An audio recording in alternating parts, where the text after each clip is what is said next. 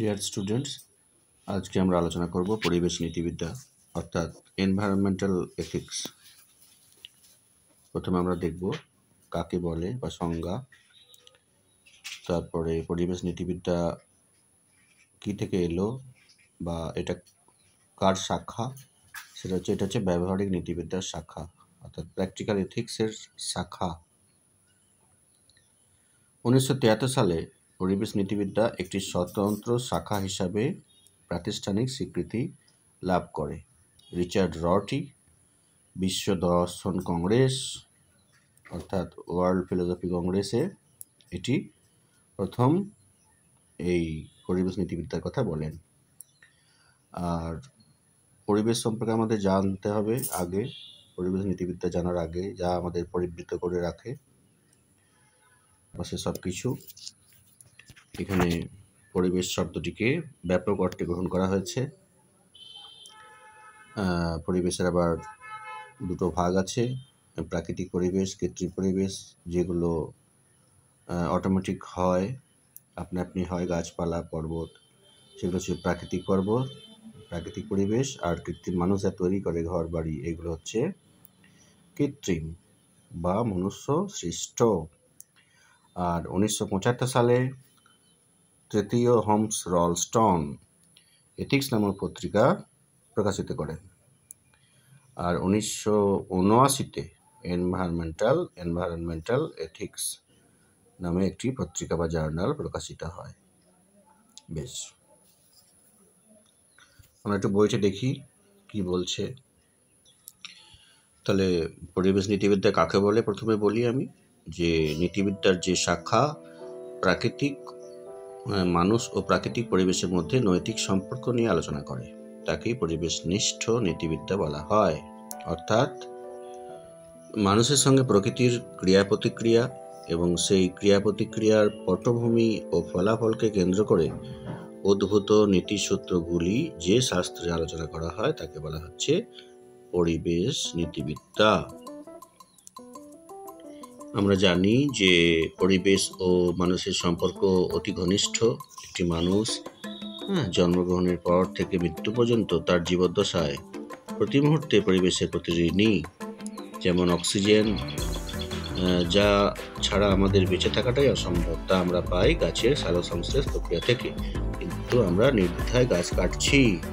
এছাড়া দেখো যে পরিবেশ একটা নির্দিষ্ট সীমা পর্যন্ত নিজের ক্ষতিপূরণ ও করে নেয় সক্ষম। প্রাকৃতিক এই ক্ষয়পূরণের যে ব্যবস্থাটি, এটা হচ্ছে হোমিওস্ট্যাটিক সিস্টেম বা হোমিওস্ট্যাটিক ব্যবস্থা। কিন্তু যখন এটা মাত্রা ছাড়া হয়ে যায় অবনমনটা, তখন কিন্তু ক্ষয়পূরণের ক্ষমতা প্রকৃতির আর থাকে না। তাহলে প্রকৃতিকে আমাদের বাঁচিয়ে রাখতে হবে। আমরা প্রকৃতির কাছে আশ্রয় নিয়েছি, প্রকৃতি কিন্তু আমাদের কাছে আশ্রয় নেয়নি। তাই প্রকৃতিকে নিয়ন্ত্রণ করার ক্ষমতাও কিন্তু আমাদের নেই। আমাদের নিজেদের স্বার্থেই প্রকৃতিকে আমাদের বাঁচিয়ে রাখতে হবে। এছাড়া দেখো, মানব সচেতনতায় পরিবেশ নীতিবিদ্যা অর্থাৎ পরিবেশ নীতিবিদ্যার ধারণাটি আধুনিক। বর্তমানে নৈতিক আলোচনার গণ্ডি প্রসারিত হওয়ার ফলে দার্শনিকগণ মনে করেন যে পরিবেশ আমাদের নৈতিক আলোচনার বিষয় হতে পারে। কাজেই মানুষের সঙ্গে প্রকৃতিও নৈতিক আলোচনার বিষয়রূপে সংযোজিত হয়। নীতিবিদ্যার আলোচনা শুধু মানব সমাজের মধ্যে সীমিত হয়ে থাকে না, তা মানব সীমাকে অতিক্রম করে অমানুষী জগতে ব্যাপ্ত হয়ে পড়ে। তবে মানব সমাজ পরিবেশের নৈতিক মর্যাদাকে সমভাবে গ্রহণ করেনি। পরিবেশের তো তাহলে একটা নৈতিক মর্যাদা আছে, তাই না? সেটাকে মানুষ ঠিকভাবে গ্রহণ করছে না, করেনি। কাজেই তাদের সচেতন করতে প্রয়োজন হয় একটি আইন বা সুসংবদ্ধ তত্ত্ব বা যথাযোগ্য আইন প্রণয়নের দরকার হয়। বুঝতে পারলে? আর মানব জীবন তো প্রকৃতি নির্ভর। আগেই বললাম যে মানুষ এই পৃথিবীর জীব। গোটা মানব সভ্যতায় প্রাকৃতিক সম্পদের উপর নির্ভর। বেশ, স্কোপ বা আলোচনার পরিধি বা আলোচ্য বিষয়টা কি, যে প্রকৃতি বলতে আমরা কি বুঝি, মানব জাতির কাছে অমানুষী প্রকৃতির মূল্য কি, পরিবেশ সংক্রান্ত বিভিন্ন সমস্যা যেমন দূষণ, জলবায়ুর পরিবর্তন ইত্যাদির ক্ষেত্রে আমাদের কর্তব্য কি, প্রাকৃতিক পরিবেশে মানবজাতির স্থান কি? এই সমস্ত প্রশ্নকে কেন্দ্র করে পরিবেশ নীতিবিদদের মধ্যে প্রধান কিছু বিষয় নিয়ে আগ্রহের উদ্রেক হয়। সেগুলি হলো যে পরিবেশ তথা প্রকৃতির সংজ্ঞা প্রদান করা, পরিবেশের মূল্যায়ন করা, প্রাণী ও উদ্ভিদকে নৈতিক মর্যাদা দান করা, বিপদসংকুল প্রজাতির প্রতি বিশেষ সচেতনতা, গভীর বাস্তু সংস্থান, পরিবেশের নৈতিক মূল্যবিচার, ক খ গ ঘ এইভাবে সব দেওয়া রয়েছে। দেখো, প্রকৃতিকে সমমর্যাদায় পুনঃপ্রতিষ্ঠিত করা এবং ভবিষ্যৎ প্রজন্মের প্রতি দায়িত্বশীল হওয়া। বুঝতে পারলে? তা দেখো, মানুষের বিভিন্ন উন্নয়নমূলক কাজে প্রাকৃতিক সম্পদের অতিরিক্ত ব্যবহারের ফলে প্রাকৃতিক সম্পদের যে গুণগত এবং পরিমাণগত অবনমন ঘটে বা ক্ষতি হচ্ছে, তাকে প্রাকৃতিক সম্পদের বিনাশ বলে, ডিপ্লেশন অফ ন্যাচারাল রিসোর্সেস। এই পরিবেশের অবনমন ও প্রাকৃতিক সম্পদের বিনাশের ক্ষেত্রে মানুষের নৈতিক অধিকার আছে কিনা বা থাকলেও তা কতটুকু? বুঝতে পারছো? আবার বলছি, এই পরিবেশের অবনমন অর্থাৎ ক্ষতি সাধন ও প্রাকৃতিক সম্পদের বিনাশের ক্ষেত্রে মানুষের নৈতিক অধিকার আছে কিনা,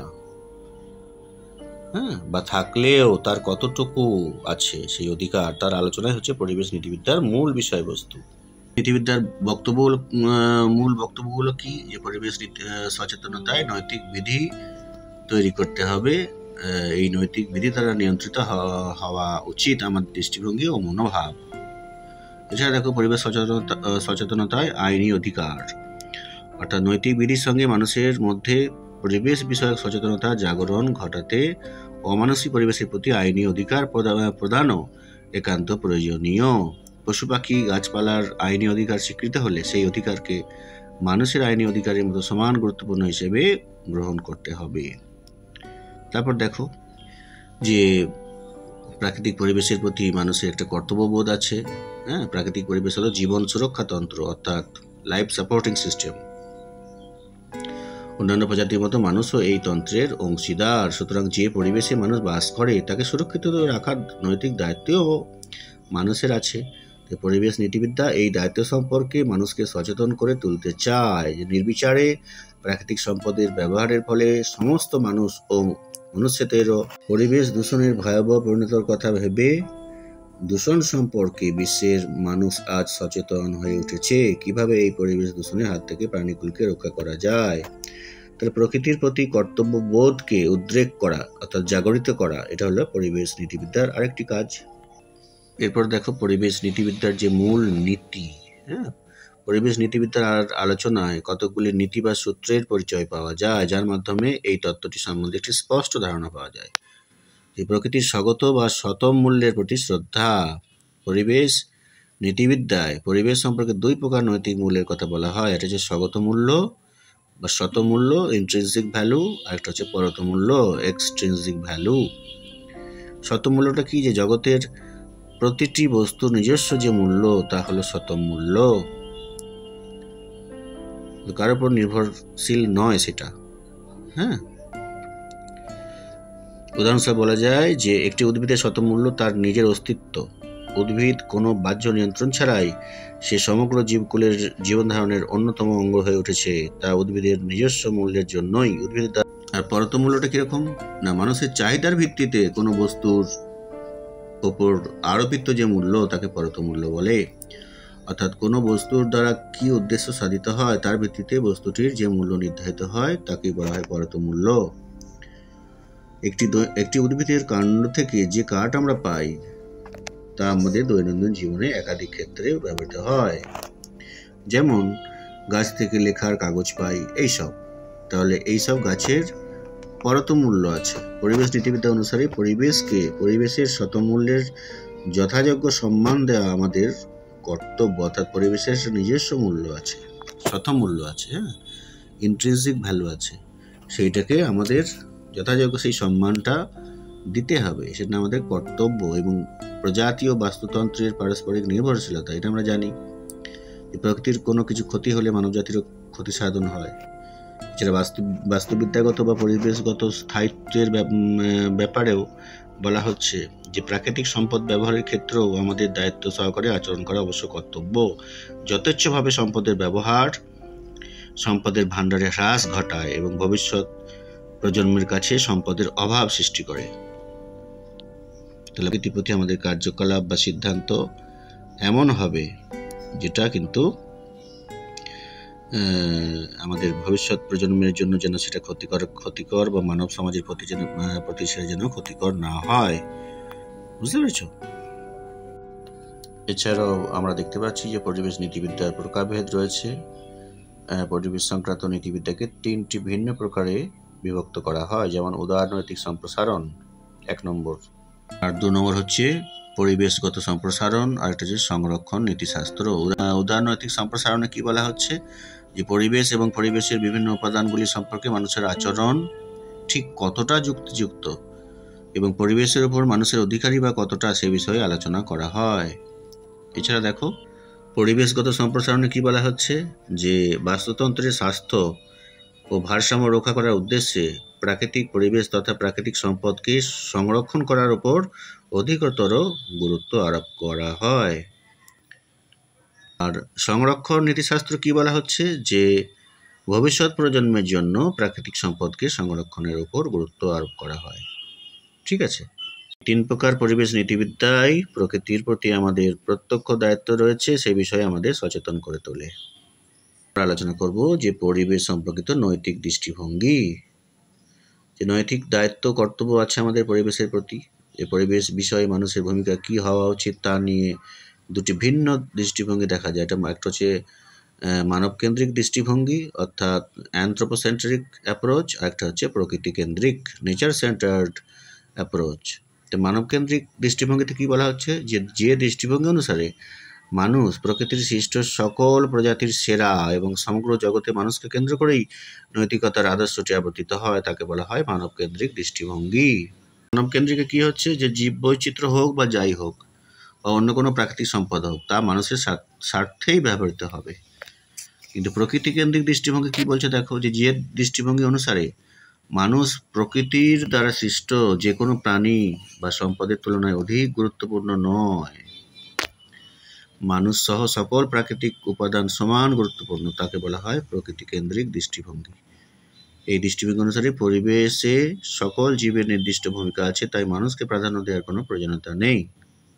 আলোচনায় যে পরিবেশ সংক্রান্ত নৈতিক মতবাদের 2টো ভাগ করা হচ্ছে, একটা হচ্ছে মানবকেন্দ্রিক বা নৃকেন্দ্রিক, আর একটা হচ্ছে অমানবকেন্দ্রিক বা অনৃকেন্দ্রিক মতবাদ।